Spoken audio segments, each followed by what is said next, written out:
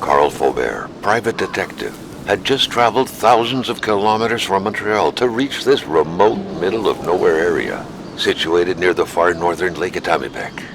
Granted, this was a great distance to cover for a sole client, but word had it that he was a particularly wealthy one.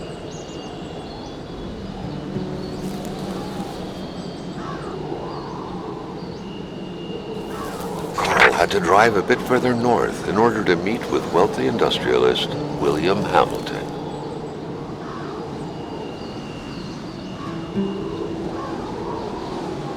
Hamilton was a prosperous owner who had acquired various businesses as well as metal mines in this northern region.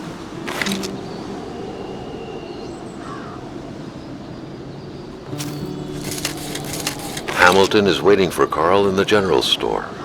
It was time for him to get down to business.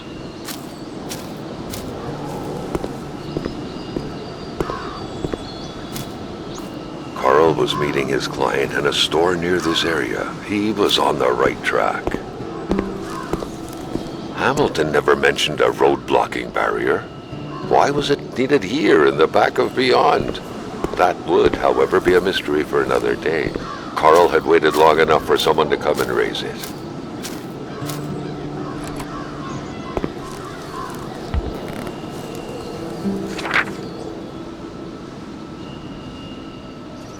Carl had a lot on his plate. He had to get back on the road.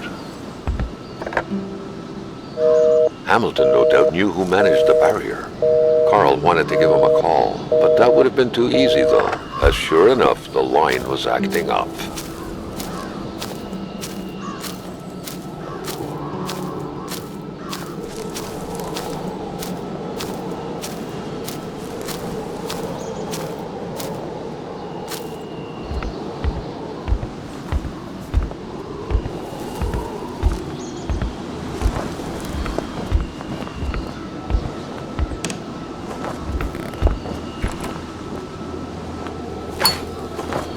The journey ahead was calling. The case won't close itself.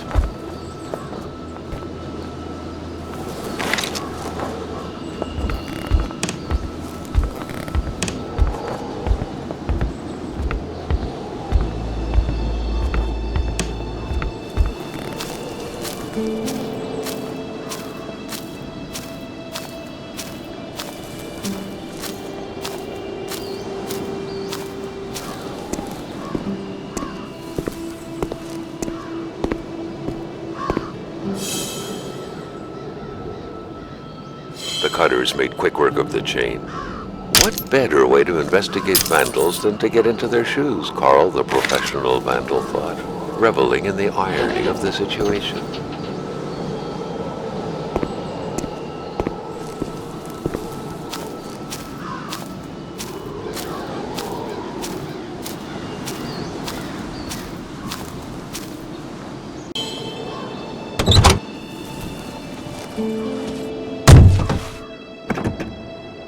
William Hamilton enjoyed a lavish country house built in the very heart of the northern forests, not too far from here.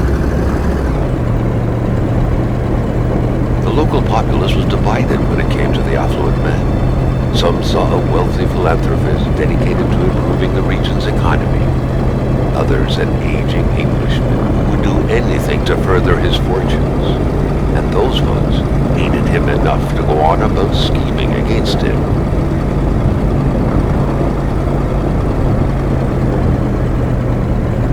Carl was not made aware that winter would come early this year. The North made clear who was the boss up there. Snow, which didn't care much about the date when it felt like dumping his first load of the year.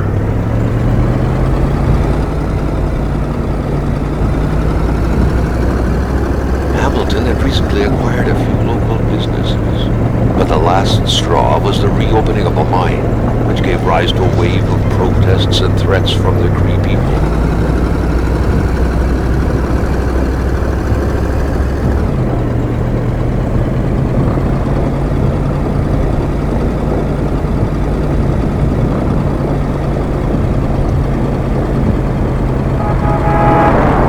Given these circumstances, Carl reckoned that a good number of people must be feeling compelled to oppose Hamilton in one way or another.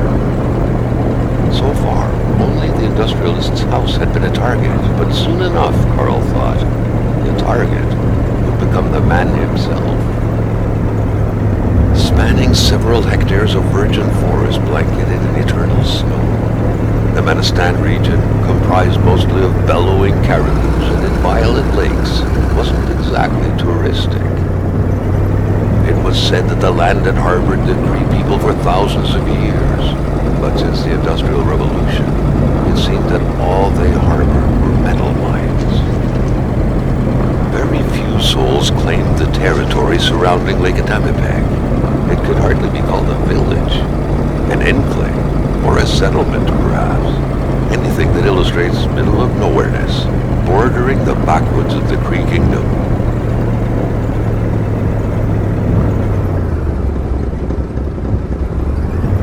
Since 1941, the general store provided the populace with various goods that couldn't be plucked from nature itself. William Hamilton had recently taken over the place. In fact, the whole region was now his. Gilles Lachance owned the general store. That is, before Hamilton got his hands on it.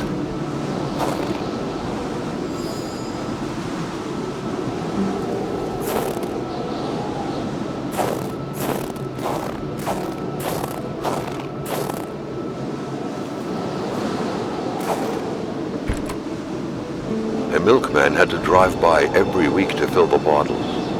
The fresh milk indicated a recent visit.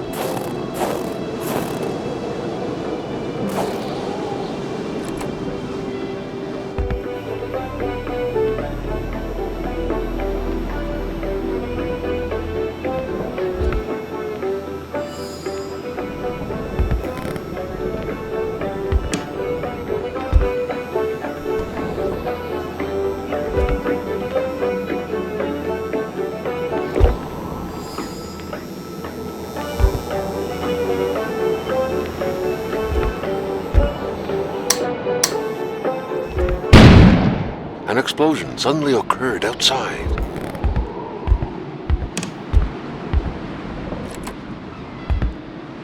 A radiator without power is as good as a wood stove without logs.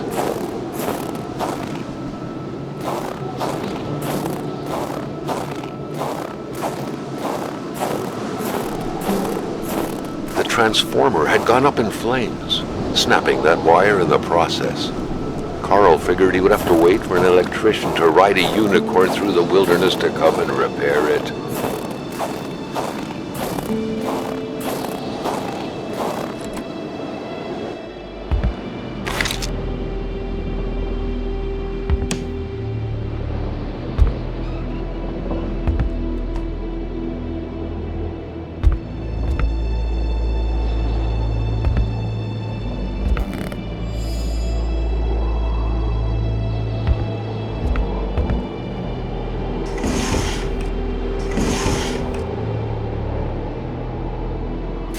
You don't leave ammunition out in the open like this. Was Gilles Lachance that careless?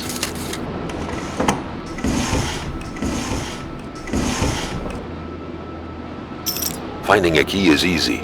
Finding the right keyhole, not so much. Gilles Lachance, Carl recollected, was the general store's manager. Should Hamilton not be available, he was the man to talk to. Or what if Hamilton had moved up his appointment with his physician?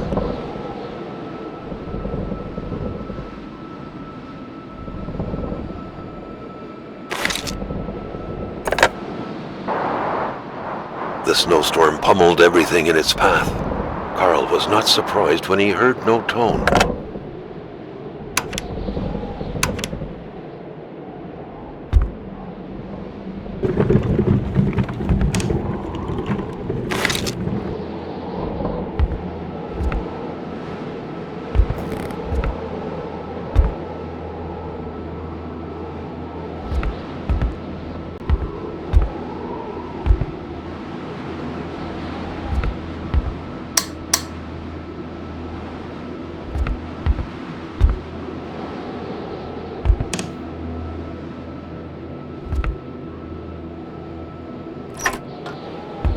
The note explained that the garage and the store couldn't be supplied with electricity at the same time.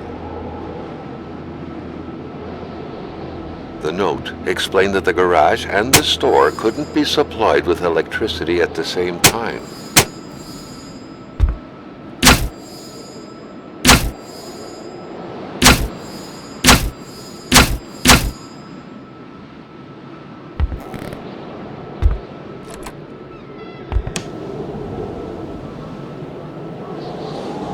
Carl was no electrician, but he could identify a wiring problem when he saw one.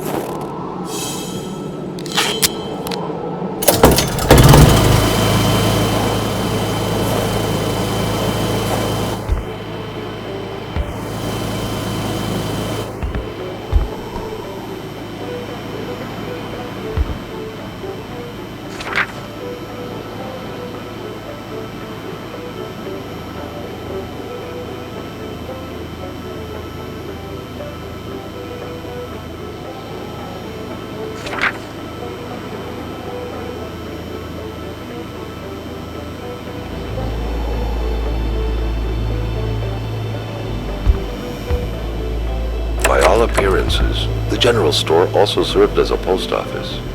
Letters and packages awaited the locals' daily visit.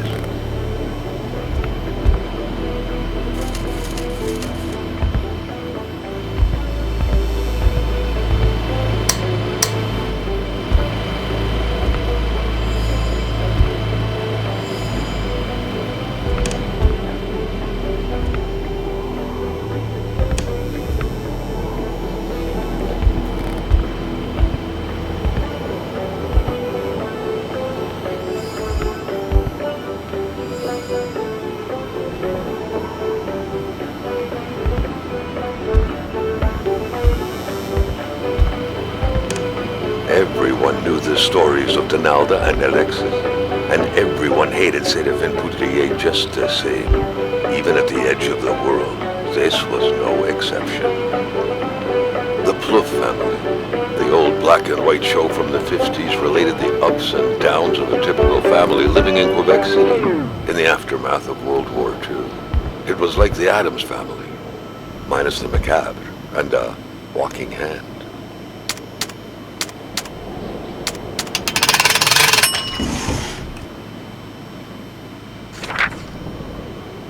According to that log, it seemed like the whole village owed some money to the general store. Carl was far more interested in the bunch of nearby addresses he had just gotten his hands on, though.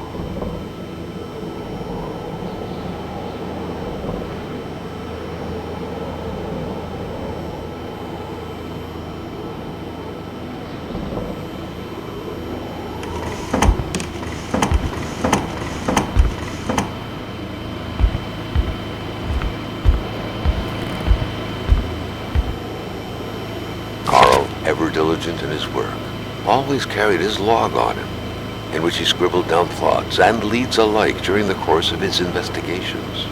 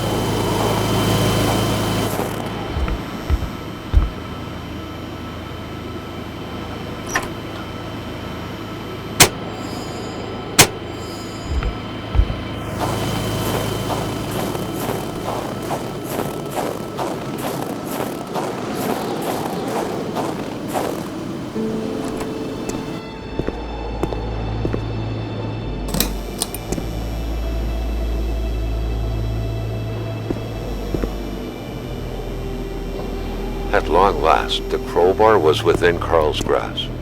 Surely it would come in handy at some point.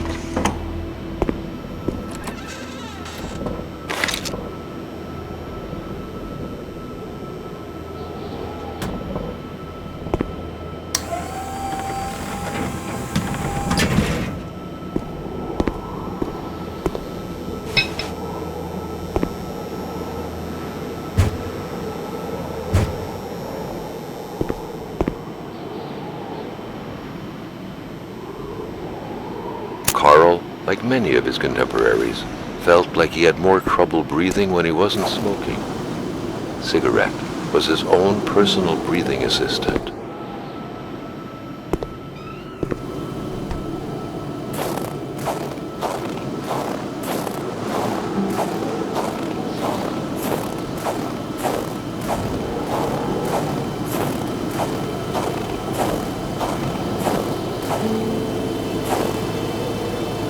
The Polaroid, Carl's long-standing and faithful ally, had seen his share of husbands caught red-handed cheating. There's always something out there waiting to be snapped away, even when removed from civilization.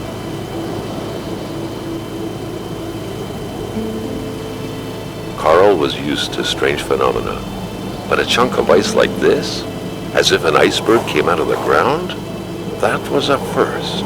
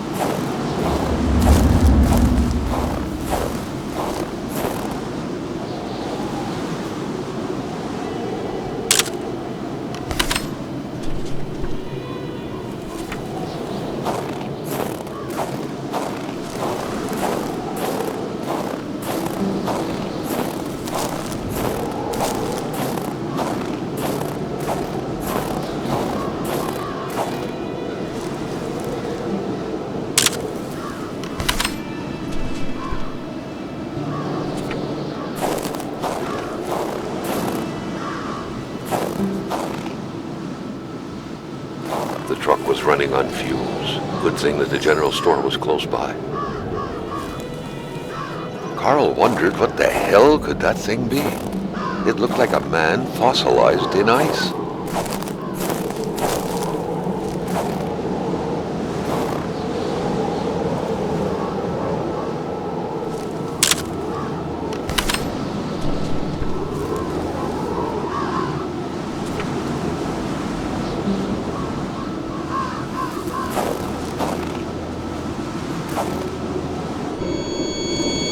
All of a sudden, Carl felt like he was pulled inside a world of dreams, a cold, unknown dimension.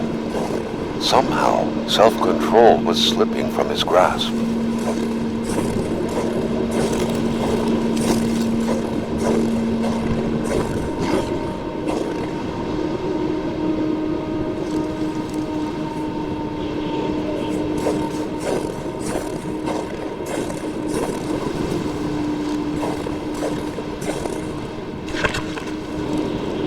To all appearances, this was a hunting log. Better yet, a war diary.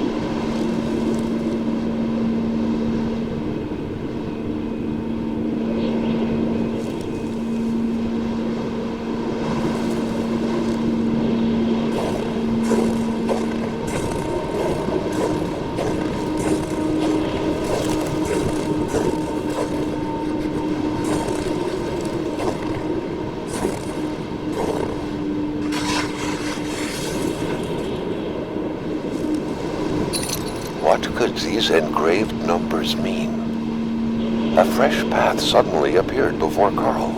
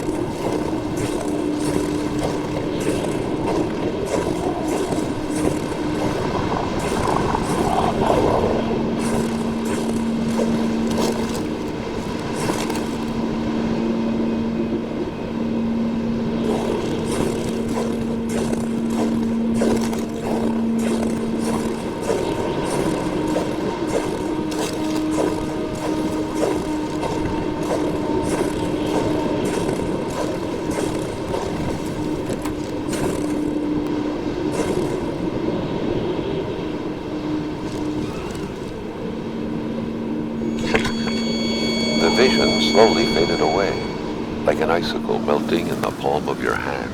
Carl, back in the real world, now knew who the icebound man was. Gilles Lachance, the general store's manager himself.